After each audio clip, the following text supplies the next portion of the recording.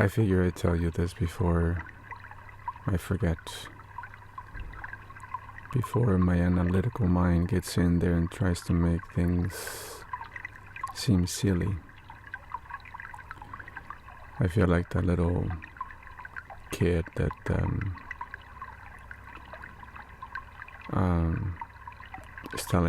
is asking his just born baby brother, tell me what God looks like, because I think I'm forgetting. So before I forget, I want to tell you that faith is not silly. Faith is the opposite of fear. Funny that they're both written with an F in the beginning. It's almost like the upside down of faith, fear. The opposite of faith is fear. This is a trap of the ego. It's an ego trip. You're doubting God. And not that you're offending God, because trust me, I don't think God takes it personally or offensively that you're doubting its power. But if you're a parent, you probably just get a little sad that, oh, kid, you got it all wrong. I don't mean that God gets sad, because God is the ultimate high vibration. That's what happens when we give God human qualities or defects. But in essence,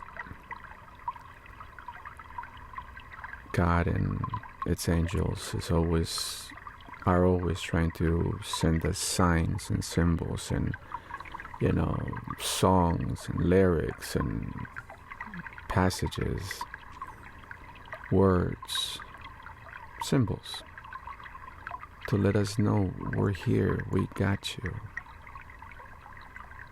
Dreams are huge. If you're wondering why I appear so peaceful, is because God has communicated to me in dreams these things. You gotta remember, that's how yesterday was written. If you're a Beatlemaniac like me, you know that story. That Paul McCartney just wakes up going, wait a second. And in these dreams, things may appear weird, because it's like, what does that mean? Because it's all symbology.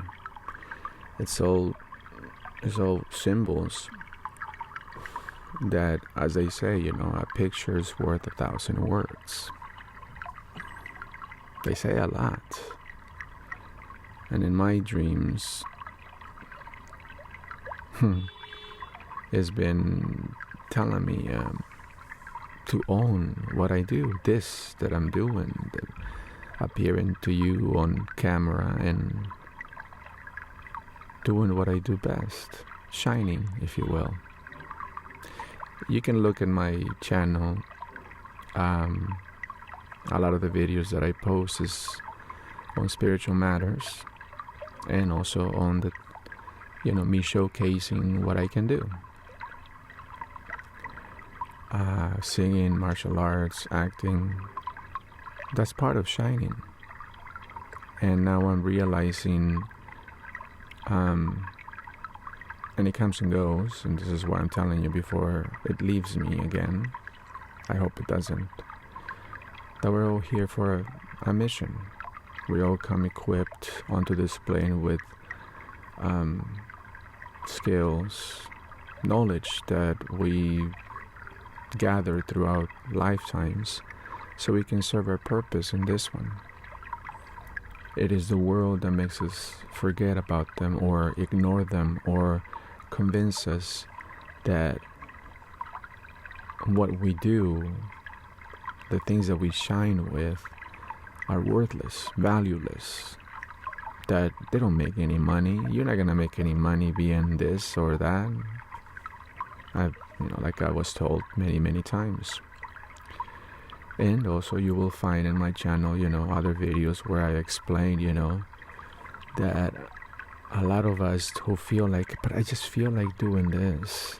We have this syndrome, which I call the ugly duckling syndrome, or the Wilbur, the lion syndrome, where we landed in unfamiliar territory or enemy territory. And like any parachuter, you're always meant to be surrounded. I got that from Band of Brothers, by the way, because we came from above and we landed behind enemy lines or in enemy territory. And that's the thing, that once you land, you start to think that you're part of the enemy because you're surrounded by them.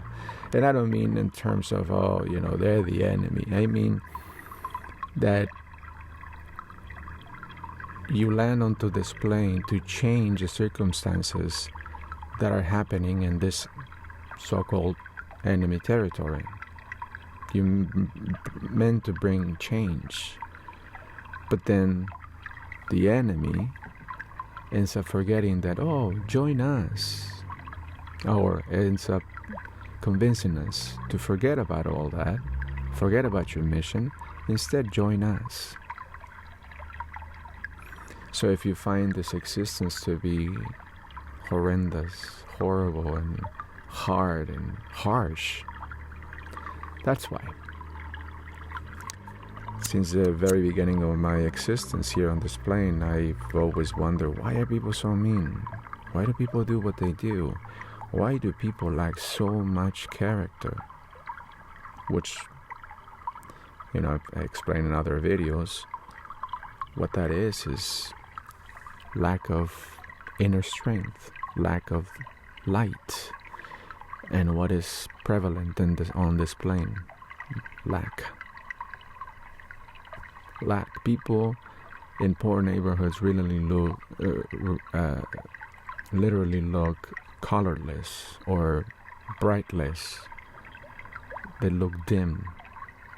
They got some kind of affliction. They can't walk right, or they don't walk straight, or they're high on something, as if life itself was not good enough for them to enjoy, because they don't feel that it is good enough, so they try to use something else to make themselves feel better.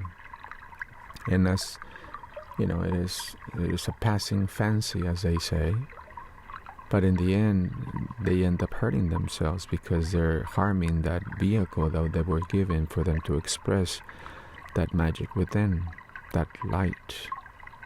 You see? As we all get criticized anytime we try to shine, we keep putting it away, putting our light away, because we don't want to upset everybody else. And yes, sometimes it's your own blood, but you got to remember that even blood is physical. It is not what you really are, which is just utter and complete energy, your vibratory energy. So that's what we shine. But in this plane, it's kind of difficult to do that when the enemy is telling you, forget about that shine. You have no shine. Join us in being dimmed, in being dark, in being hopeless, in being, fill in the blank. It's all negativity. It's all egotistical. Blessed are the poor because the kingdom of heaven is within them. They're not blessed because they're poor. It's because the kingdom of heaven is still within them. And when they find out, they will stop being poor. So see, poverty is not a virtue, but this plane has made it seem that way, constantly convincing us that the way of pain and suffering is the way towards God, when God is going in the complete opposite end of the spectrum. So on the other side of that balance, that if you think in terms of a thermometer, God is up here, suffering is way down here. How can you even get closer? But these are the stories that we've been told. And it adds to the confusion. When people are calling you because you owe them money, because again, this whole system has been designed by these same people, and everything runs on fear. Everything runs on hectic and nervous energy, which is very egotistical. What am I going to do with these bills? And your ego is saying the shame, the embarrassment, and really it's an ego trip. I have learned that, or God put me through all these tests to get that as I'm sitting here, what am I going to do, And these problems in this plane, they are real, but it makes us disconnect from our divinity. It makes us disconnect from our true power. And instead, it utilizes that power against us. You see, because we're the ones who are creating our existence, because the kingdom of heaven is within us. So we have that power. But we're manifesting from the wrong end. We're manifesting from fear. It's a slippery slope, because as we try to, get accepted by the community, also we cannot do what our community does, because they're doing it all wrong. They're trying to manifest, or they don't even know that they're manifesting from the wrong end. And then everybody looks at each other and says, yeah, this is reality. This is what happens. And on and on and on and on. We keep creating things that we're not supposed to be creating, but we have convinced each other that that's it. That's as far as life goes.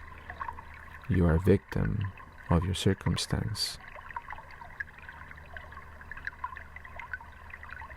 So before I forget, I want to remind you that you are full of light, and that faith is the opposite of fear, and that fear, worry, stress is literally an action, a call to action, to remember that who you are, to remember that you are light. And right now, at this moment of doubt and fear and stress, you're doubting your Father in heaven, the angels that are sending you signs that you cannot see because you're too worried, you're too stressed. But put your faith in God and your Father. Believe, believe, believe. Even if things look scary, that's being brave. When you're faced with fear and you do not get sucked down by fear. You know what I mean? That's brave. You may not feel it because everything's so scary, but that is brave. Again, it's just the rhetoric that you've been exposed to. That if you're feeling fear, you must be afraid, so that makes you a coward. But if you're feeling fear and still you go, no, I gotta keep the faith, I still believe that there's, and you become stubborn about your opinion, your vision, what you rather see for yourself. You transmute in those energies. You go in from negative to positive, and the thermometer, you're rising. You're closing the gap. So right now I'm doing what I'm meant to be doing. And you know how many people told me that I was lame because I was talking about this kind of stuff? Oh, to you everything's about God, everything's about spirit, because everything is spirit. I mean, science is starting to find that out. We're all just vibratory energy, and that is spirit. And spirit is in everything. Everything boils down to spirit. But I was criticized, and I was expulsed from the environments that I used to live in, where I couldn't express myself this way, where they discouraged and sabotaged and stopped me from shining my light, doing what I'm meant to be doing. I mean, it's easy when you shut somebody down, when they're singing, when they're acting, when they're performing. Somebody yells out of the crowd, and this affects a lot of, famous performers still. And it really, I find that endearing, that these people at the heights that they're dwelling in can still be afraid of critical people. And critical people are nothing but those people just dwelling in the muck, dwelling in the lowest parts of creation, criticizing the others for shining, criticizing artists for creating, criticizing performers for performing, when in actuality is what we came here to do. It is a sacred job to shine our light, to be what our Father wants for us. And you want it for yourself too, because you know that feels like home. That's the only thing that feels like home. To be that which you've always dreamed to be. And it's there for a reason, because that's home. And part of these signs that I've been receiving, and again, this just means a lot to me because I've encountered this in my life, It may not seem anything to you because you're not living in my shoes. But I recently caught the movie The Fall Guy with Ryan Gosling. And I love Ryan Gosling because, he's just the coolest guy. He's a total, complete gentleman because I've met him. I was doing a background in a movie called Gangster Squad. He's in it, and we were filming this scene, and I'm background, right? Michael Peña is in the movie too, and he was an asshole. Okay, I'm not ashamed to say, because everybody that knows me knows I don't like Michael Peña because of how he behaved on that set, especially towards me. Michael Patrick is a beautiful guy too. The Terminator in Terminator 2, he's in it. He was a beautiful guy. But Ryan Gosling is a gentleman. He literally, and I that's how you show your true colors. Me working as background, he didn't have to come up to me and shake my hand and introduce himself. I'm like, I know who you are. But he did that because we're working together. Total gentleman. And if you never liked Ryan Gosling, I'm sure that you're gonna like him now from this story. Because ever since that day, I thought, total gentleman. And I'm happy for his success because he deserves it. Because he is a gentleman. Because he makes everybody around him feel comfortable, feel accepted, feel like, part of the team, which I was, But some people don't want to come down from their pedestal like Michael Peña. So anyway, he is in The Fall Guy. He is hilarious in it.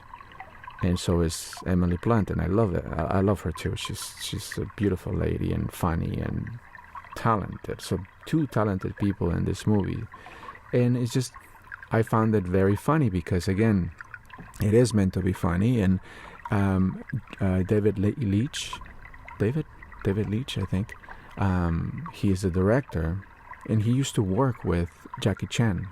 And by the way, we worked together in Bullet Train. He was directing Bullet Train. So when I see his fighting scenes, because he used to be a stuntman. Again, he used to work with Jackie Chan. He used to be a stuntman. And when he does fighting scenes, you can just see the Jackie Chan influence. You know, they're funny, but they're action-packed. Well, The Fall Guy is about a stuntman. You see? And so he's letting you into his world, right? And then I find out that most of the movie has to do with a movie set. And that to me, it's home. It's home because, you know, I love being on set. It's like it's the circus life. You know, you live out of a wagon or a trailer, and, you know, you're outside if you're on location, of course. And but it's a circus basically. I love living in the circus. I love joining the circus. You know, so that's, you know, when they have most of the movie takes place in the movie set. I'm just loving it. But as the movie was beginning, and this is the second time I've seen it because I watched it the night before and I was like, this movie's hilarious, and I'm about to sit down and eat dinner, and I'm like, should I watch that movie again? Yeah, let's watch it again.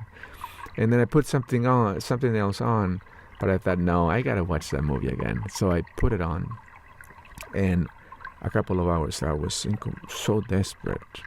I was praying to God, please send me a sign or send me strength, because miracles happen all the time, but they come without warning. And we all think that as things are, that's how they're going to stay, or they're just going to get worse, like in my mind. Now that's what I was raised to always expect the worst. So either they stay the same because of how the situation is, or they're just going to get worse. That's always been my bad habit, you know.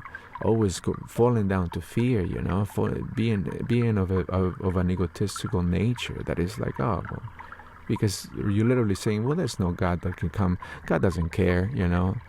Yeah, he's probably too busy or whatever. But in those moments, that's what you're doubting. You're doubting God's reach, God's power, God's, you know, hand on you, you know, God's influence. You know that you are exactly that. You're godly, you're divine, you know, and we're literally refusing our inheritance while using our inheritance to hurt ourselves in our life here on this plane, because we're manifesting it with our power. We're using our power against us. So I'm praying and I'm saying, God, please, you know, I know that you know, whatever help that I'm asking you for, you're going to send it, and you're not going to give me any warning about it, because it'll happen, because that's usually how it happens. Just all of a sudden, it's there, you know, without warning. They don't tell you, okay, in a couple of days, you're getting that help you asked for. No, it doesn't happen that way. But all of a sudden, like the rays of the sun breaking through the clouds, all of a sudden, everything is bright, and the help arrives. Without warning. Again, without warning. So I was saying, I know that you're going to help me, but from this point till then, just give me strength. Give me faith. So I stay happy, so I stay in your company until that happens. And sure enough, during that movie, or as the movie is beginning, the credits are starting, and 87 North, which is the production company that David Leitch has, you know, and you see two stick figures fighting it off, you know. Again, there's just this very Jackie Chan, you know, sequence. But I never noticed this, and I don't know. Maybe they change the sign, the sign every time with every movie. But behind these two guys fighting, there's like a little tiny, like a billboard. And in the billboard said, your dreams are on the other side of fear.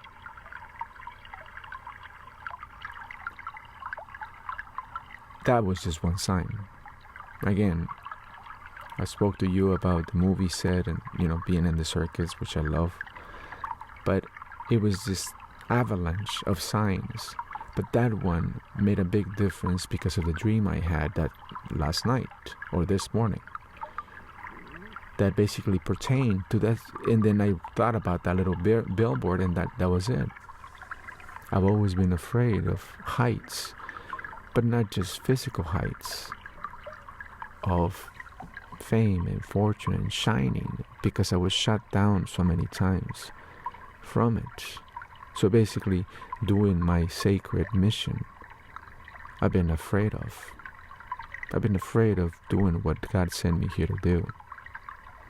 So I do it very, very tentatively, or very sheepishly, or very, just a little bit of this, just a little bit. When I should just go full blast. You know what I mean? So this is why I'm making this video, because I know I came equipped with the power to heal, but not like Jesus did, not with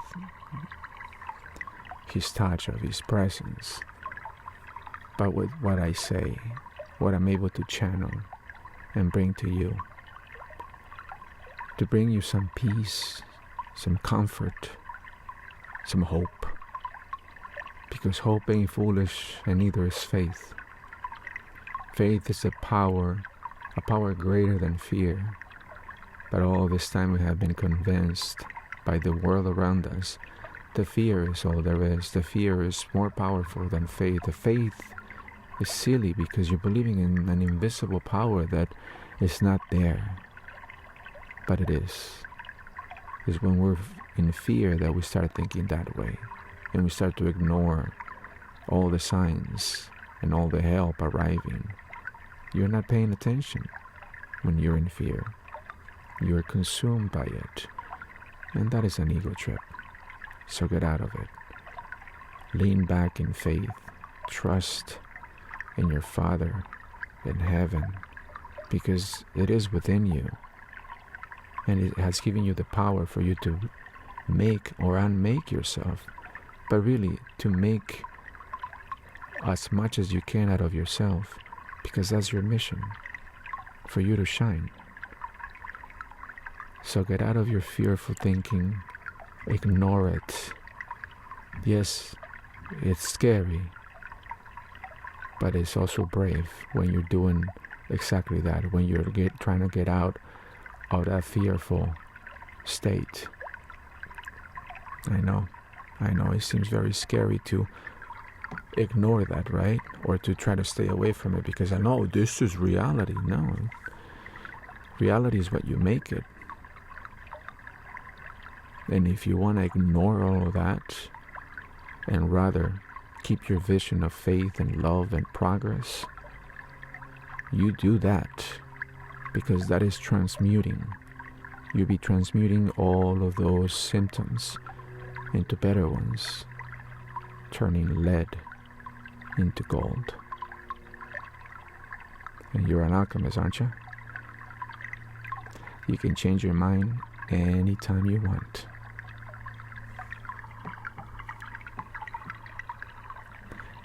Take it easy, lemon squeezy.